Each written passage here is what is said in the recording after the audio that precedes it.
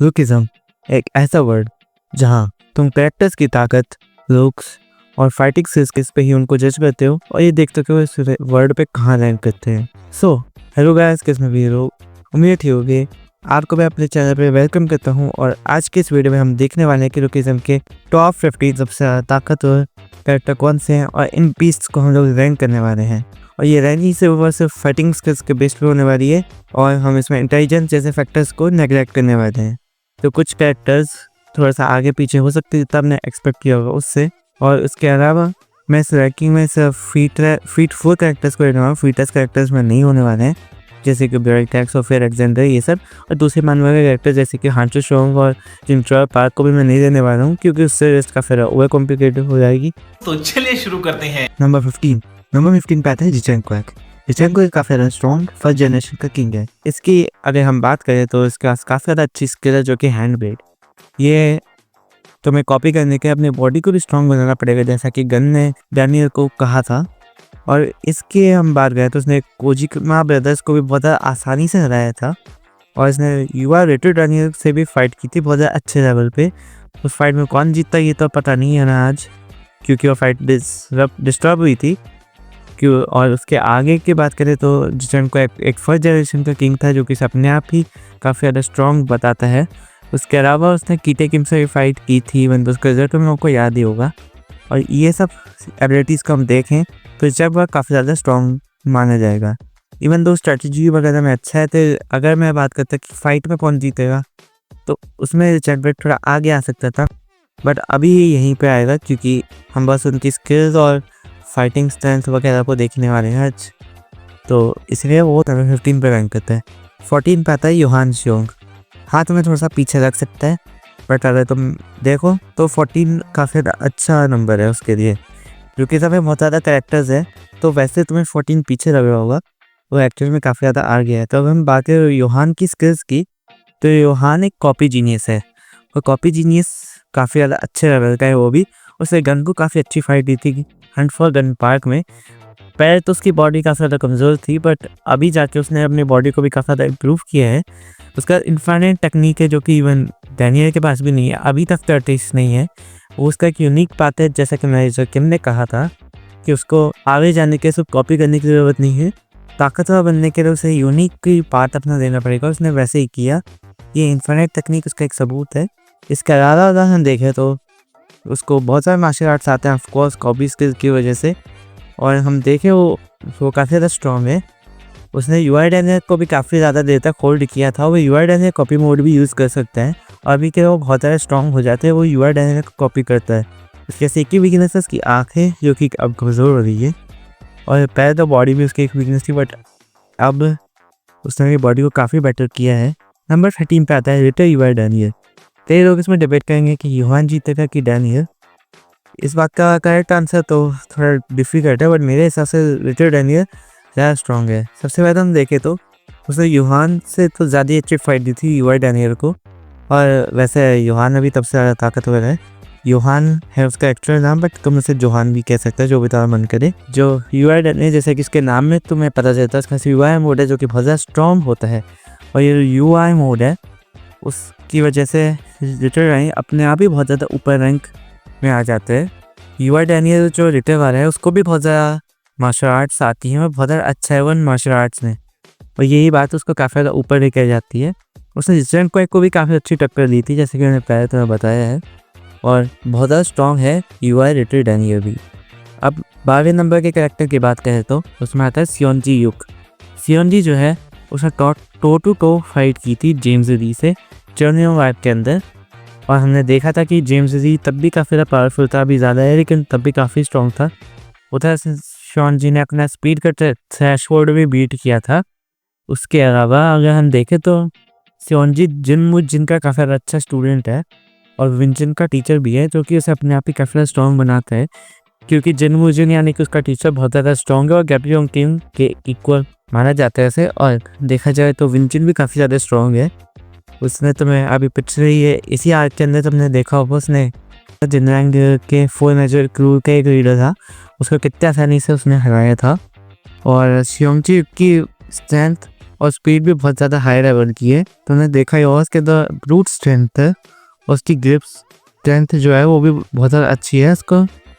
जैसा कि तुम्हें पता है कि वो जेन्युइन का स्टूडेंट है, तो उसे उसका सिसिलियन भी अच्छे से आता है और वो सिसिलियन बहुत ज़्यादा खतरनाक है। उसके अलावा उसने कोजिमा ब्रदर्स नाम के यामाज़ाकी से कूडो भी सीखा था और उसके अलावा उसने कोजिमा ब्रदर्स को बस 3 हिट्स में हरा दिया था, क्योंकि उसे अपने आप काफ़ी ज़्यादा ऊपर लेके आ जाता है।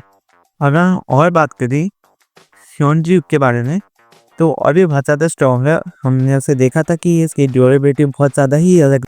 जब शामिन जो भी प्रोनाउंसिएशन है, उसने ह्योनजी की 4 उंगलियां काटी थी, 2 हाथों की और 2 पैरों की, तब ह्योनजी ज़रा सा भी नहीं चिल्ला रहा था, क्योंकि बच्चे सो रहे थे और बच्चों को जगाना नहीं चाहता था, इसलिए वो चिल्लाया तक नहीं। से तुम देख सकते हो कि उसकी एंड्योरेंस कितनी ज़्यादा हाई लेवल की है।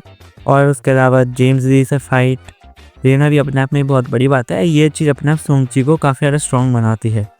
और क्योंकि सर जेम्स ली से फाइट किया, ये चीज़ उसे अपने आप बाकी फर्स्ट जेन किंग से काफ़ी ऊपर रख देती है। नंबर 11 पे आता है किंग ऑफ इंचियोन, जैगियोन्ना। तो देखो इस बात में थोड़ा सा डिबेट हो सकता है कि जैगियोन्ना ह्योनजी से कमज़ोर है, लेकिन आई थिंक कि वो ज़्यादा ताकतवर है। मैंने कहा था कि फिटेस्ट कैरेक्टर को नहीं रखने वाला हूँ, जैसे कि किंग ऑफ बुसान और सोफिया अलेक्जेंडर इन सबको। लेकिन बात करें किंग ऑफ इंचियोन की, तो हमें उसके पीछे में काफ़ी कुछ पता है, मतलब ज़्यादा कुछ नहीं कि वो किस चीज़ का मास्टरी उसने रखी भी है, बट वो काफ़ी ज़्यादा स्ट्रॉन्ग है, इतना हमें पता चला हुआ है। और इसका अलावा मैं तुम्हें एक बात बता देता हूँ कि जो किंग ऑफ इंचियोन है, उसने जेम्स ली को ऑलमोस्ट चेज कर दिया था, जो कि काफ़ी ज़्यादा अलग ही लेवल की बात है। जो किंग ऑफ इंचियोन है, जेम्स ली से काफ़ी ज़्यादा दूर था, उसके बाद उसे चेज कर दिया था। उसके अलावा जो किंग ऑफ इंचियोन है, ऑफकोर्स इंचियोन का किंग है, जिसका मतलब कि ऑफकोर्स वो काफ़ी ज़्यादा स्ट्रॉन्ग है, क्योंकि कोई फर्स्ट जग का किंग इतना ज़्यादा वीक तो होएगा नहीं, स्ट्रॉन्ग ही होगा। उसने जिचैन कैंग नाम के जिनलैंग गैंग के 4 नंबर के बंदे को काफ़ी ज़्यादा ईजिली हरा दिया था, और इसे एक शॉट में हरा दिया था। उसकी हालत जो तुमने देखी थी वो तुम्हें पता है, और वो तो इंचियोन के किंग से लड़ने से पहले ही से डर रहा था, जो कि मैं बताते किंग ऑफ इंचियोन कितना ज़्यादा पावरफुल था। मतलब उसका डर जो था फर्स्ट जनरेशन में था, और वो काफ़ी ज़्यादा स्ट्रॉन्ग है। मैंने चॉनलियोंग आर्क में भी देखा था कि वो कितना ज़्यादा स्ट्रॉन्ग है, और उसने कैसे वो कितनी बुरी तरह से पीटा था। और अब मैं आगे की बात करूँ तो जो किंग ऑफ इंचियोन है, वो उस बंदे को वन शॉट किया उसने, जिससे एली जैन को लड़ने में काफ़ी ज़्यादा दिक्कत हो रही थी। ये साफ साफ उसे काफ़ी ज़्यादा ऊपर रख देता है। उसके अलावा वो जेम्स ली के साथ काम कर रहा है। जेम्स ली किसी गहरे बंदे के साथ तो काम करेगा नहीं। और इसी के साथ नंबर 10 पे आता है जेम्स ली। तो अगर जेम्स ली की बात करें, अगर वो अपने बालों का कलर चेंज करने के जगह लड़ने पे आए, तो काफ़ी कुछ बहुत ज़्यादा अच्छी तरह से हैंडल कर सकते हो। काफ़ी ज़्यादा लोगों को, टॉप टीयर्स को काफ़ी ज़्यादा ईजिली हरा सकता है। और ये जो टिकटॉकर जेम्स ली है, तो भले ही टिकटॉकर है, पर वो फाइटिंग में बहुत ज़्यादा अच्छा है।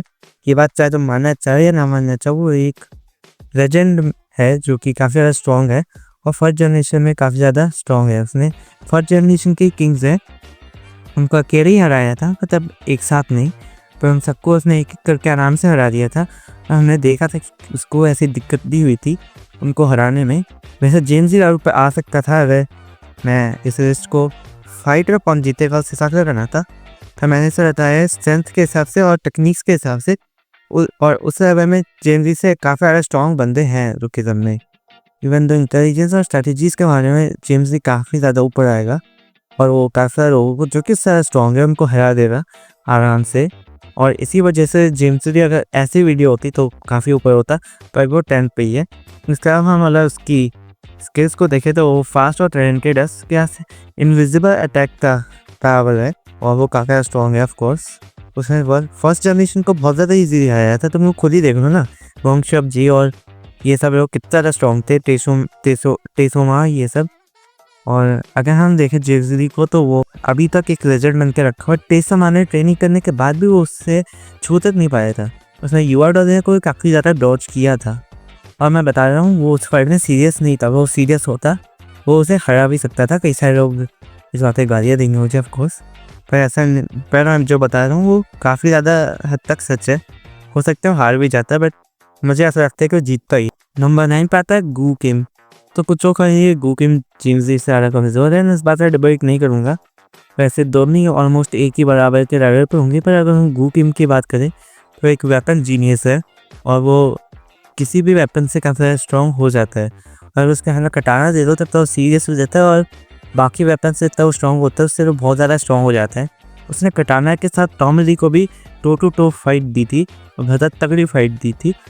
कौन जीतता उसका कोई इतना अंदाज़ा नहीं है, but I think Tom Lee ही जीतता साइड को। बट उस बात को साइड में रखते हुए ये बता देता हूँ कि गू किम जो है बहुत ज़्यादा अच्छा है। इसके नाम पे मत जाओ, उसका नाम भले गू है पर वो खुद गू नहीं है, वो बहुत ज़्यादा स्ट्रॉन्ग है। तो टॉम ही से ट्रेन हुआ है वो है और उसने उससे लड़ाई भी की है अपने टीचर के साथ लड़ाई करके। ऑलमोस्ट टो टू टो जाना काफ़ी ज़्यादा मुश्किल है किस्म के वर्ष में। और वैसे भी देखा जाए तो उसने यंग गन को भी बहुत अच्छी फाइट दी थी, उससे टो टू टो लड़ा था, तुम्हें याद होगा। इवन जो Hunt of gun park arc में कुछ और ही हुआ था, उसमें तो बू का बू बन गया था, बट उस बात की बात नहीं करेंगे। अभी हम बढ़ते हैं अगले कैरेक्टर पे। 8 नंबर पे आता है, बोलने से पहले मैं इतना बता देता हूँ, ये लिस्ट जो है कैरेक्टर हो सकते हैं, मेरा अपना ओपिनियन है। अगर तुम्हारा कुछ और ओपिनियन हुआ तो तुम लोग कमेंट में अपनी लिस्ट डाल सकते हो और मैं उससे ये पढ़ूंगा, अगर मुझे अच्छी लगी मैं पिन भी कर लूँगा। और अभी मैं एक और बात बता देता हूँ कि जो यूआई डैनियल पहले ही बोल दिया मैंने। चलो 8 नंबर पे आता है यूआई डैनियल। मुझे गाड़ी देखने से पहले तुम मेरी बात सुनो, तो आगे मैं बता दूंगा कि सामने देखते यूआई डैनियल ज़्यादा ताकतवर क्यों है, लेकिन अभी तुम बात सुनो मेरी। 8 नंबर पे यूआई डैनियल है जो कि है बहुत ज़्यादा स्ट्रॉन्ग, तुम लोगों को पता ही है, बताने की ज़रूरत नहीं है, पर फिर भी बता देता हूँ फॉर्मेलिटीज़ के लिए।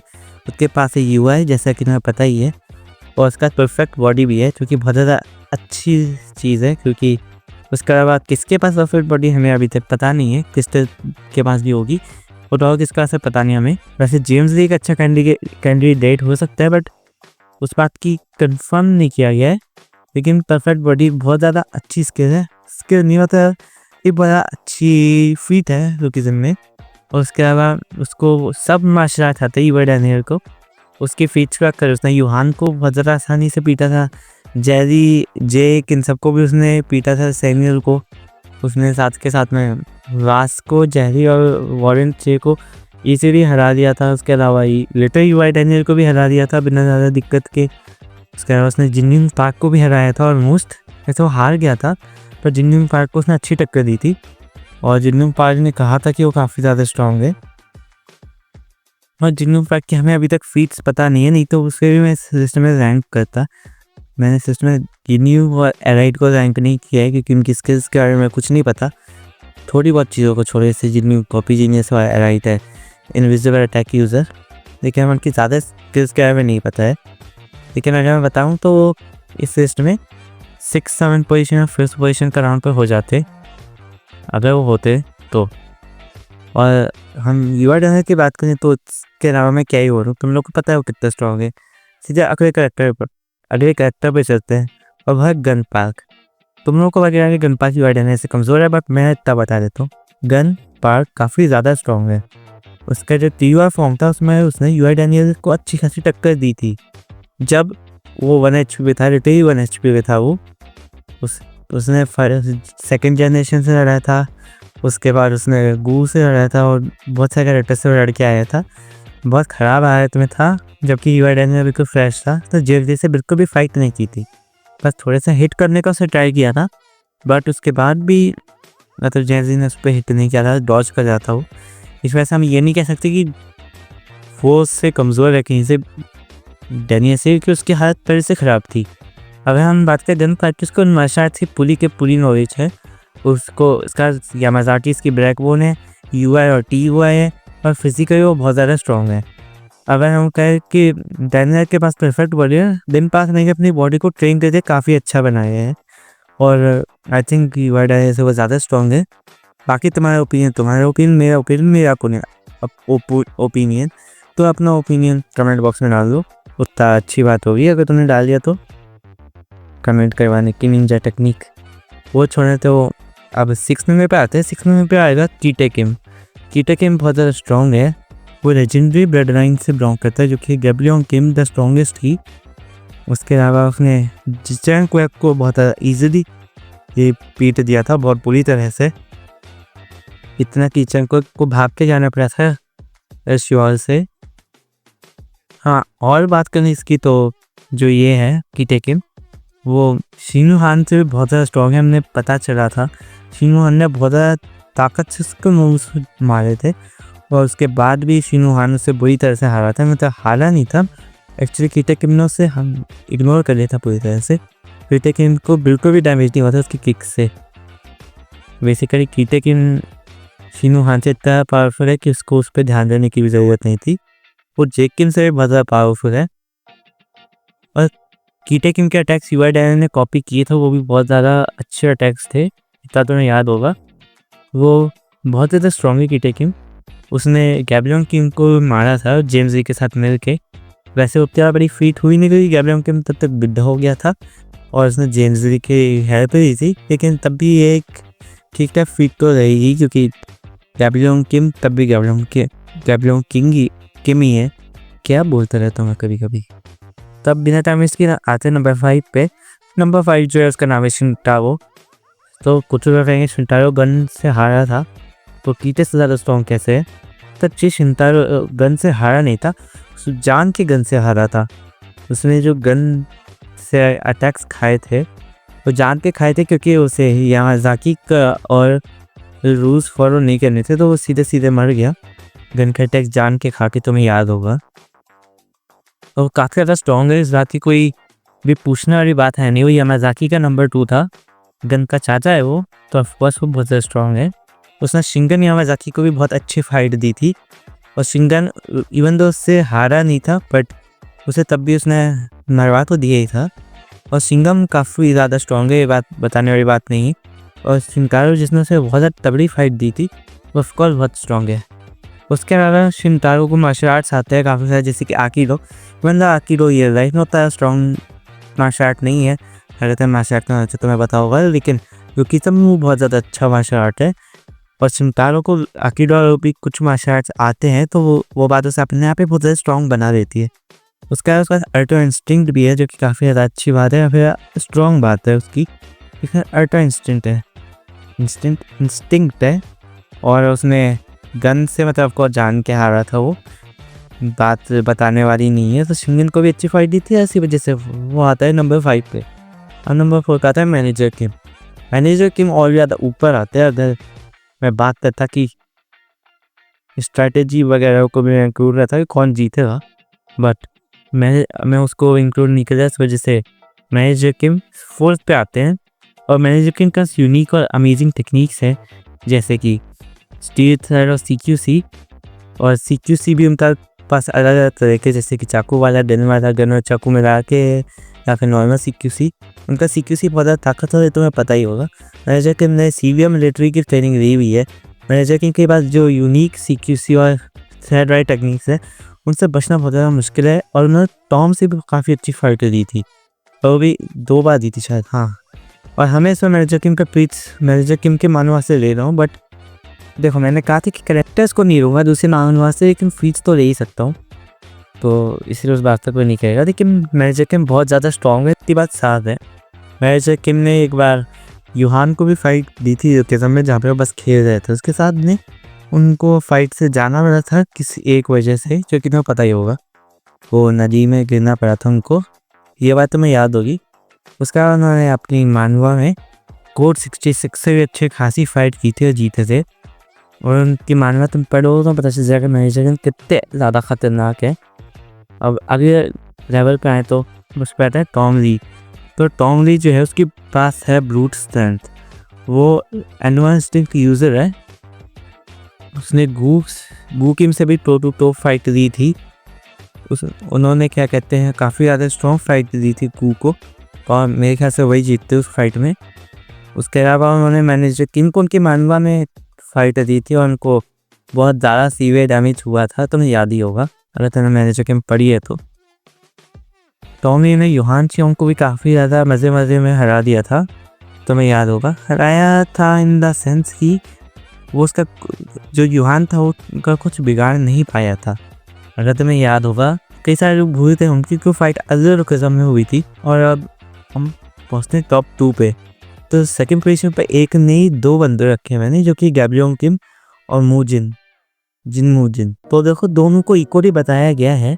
जिनमें की वैसे तक कोई फीस दी नहीं गई है, पर एक फीट दी गई है कि वो शोंगजी की टीचर दूसरी फीट दे रही है कि वो गन के आई मीन जिन का फायदा तीसरी फीट की गैब्रियोन के इक्वल है वो। और इसी वजह से मूजिन को भी मैंने कैप्टन के साथ ही रखा है। मूजिन को आता है सिसीरियम, वो भी बहुत ज़्यादा तगड़े लग रहा है, जिसमें वो हड्डियाँ पकड़ के डायरेक्ट मारते हैं। इसके अलावा उनकी ग्रेप स्ट्रेंथ ऑफकोर्स बहुत ज़्यादा स्ट्रॉन्ग है। तुमने विंसन को देखो कि ग्रिप कितना तगड़ी है। और मुजिन तो लिटरली विंसन का फादर है, तो उनकी ग्रिप काफ़ी ज़्यादा तगड़ी है। और एक बार रहता हूँ कि उन्होंने शियोंगजी को पीच किया था, और शियोंगजी इतना ज़्यादा स्ट्रॉन्ग करेक्टर है कि उसका पीछे तो बहुत ज़्यादा तगड़ा हो गई। और ये बात तो साफ है कि शियोंगजी मुजिन का लेवल के आसपास भी नहीं था अभी, जिसका मतलब कि मुजिन बहुत ज़्यादा ही अलग लेवल का स्ट्रॉन्ग थे। ऐसा अगर हम बात करें गैब्रियोन किम की, तो वो है क्या कहते हैं स्ट्रॉन्गेस्ट बताया गया है, और उसका लेजेंडरी बेल्ट है। ऑफकोर्स लेजेंडरी बेल्ट है जिंदू उसी की वजह से उसने यामाजाकी क्लैन को भी हराया था अपनी फिस्ट गैंग के साथ, और वो काफ़ी ज़्यादा स्ट्रॉन्ग है। रुकिज्म में स्ट्रॉन्गेस्ट बताए गए हैं उनको, तुम्हें पता ही होगा कितना ज़्यादा स्ट्रॉन्ग है। इतना स्ट्रॉन्ग है कीटे किम और जेकिन के पास उनके जीन्स है, इसी वजह से वो इतना टफ है। गैब्रियोन किम बुढ़ा से इसी वजह से इतना स्ट्रॉन्ग नहीं है कि वो बस स्ट्रॉन्ग है, बट वो इस वजह से भी स्ट्रॉन्ग है कि उसके पास बाकी स्किल्स वगैरह भी होंगी, क्योंकि सिर्फ स्ट्रेंथ के साथ वो आगे नहीं आ सकता ऑफकोर्स। अब नंबर 1 पे आते हैं शिंजन यामाजाकी, जो कि यामाजाकी हेड था। अब कुछ लोग कहेंगे कि गैब्रियोन किम के इक्वल है, पर देखो ये चीज़ वैसे तो शुरुआत है बताई गई थी गैब्रियोन के इक्वल है, बट ये चीज़ साफ है कि गैब्रियोन किम से ज़्यादा स्ट्रॉन्ग है। तुम्हें पता चली गया होगा उसकी खुद की आइकॉन, जहाँ पे बताया गया था कि गैब्रियोन किम से वो ज़्यादा फास्ट आई मीन स्ट्रॉन्ग है, जो कि पार्क शोमी ने बताया था कि वो उसकी पूरी फिस्ट को बड़ी मुश्किल से हरा पाई थी, और इसका मतलब कि वो बहुत ज़्यादा स्ट्रॉन्ग है गैब्रियोन किम से भी। और अब अगली बात बताए तो वो उसका है brutal strength of course. Brutal strength इसका वही वो लोगों के हाथ उखाड़ के मारते हैं उनको, इतनी ज़्यादा स्ट्रेंथ उसके अंदर। उसकी जेब भी बहुत ज़्यादा स्ट्रॉन्ग है। वो यामाजाकी हेड ऑफ कोर्स तो इतना स्ट्रॉन्ग होएगा ही। उसका अल्ट्रा इंस्टिंक्ट और ट्रू अल्ट्रा इंस्टिंक्ट है, और टू अल्ट्रा इंस्टिंक्ट में उसने कितनी ज़्यादा स्ट्रॉन्ग फीट्स दिखाई है, तुम्हें आपको याद ही होगा। उसे शिनडेटो का बैक बोन्स भी है यामाजाकी की, और इसी रीज़न की वजह से वो है नंबर 1 पे। तुम्हें ये लिस्ट कैसी लगी कमेंट बॉक्स में बताना, और इसके अलावा क्या कहते हैं ये वीडियो पे लाइक भी कर देना, चैनल को सब्सक्राइब भी कर देना, अपनी लिस्ट कमेंट में शेयर कर देना, और मिलते हैं ऐसे एक अगले वीडियो में। तो बाय, थैंक्स फॉर वॉचिंग।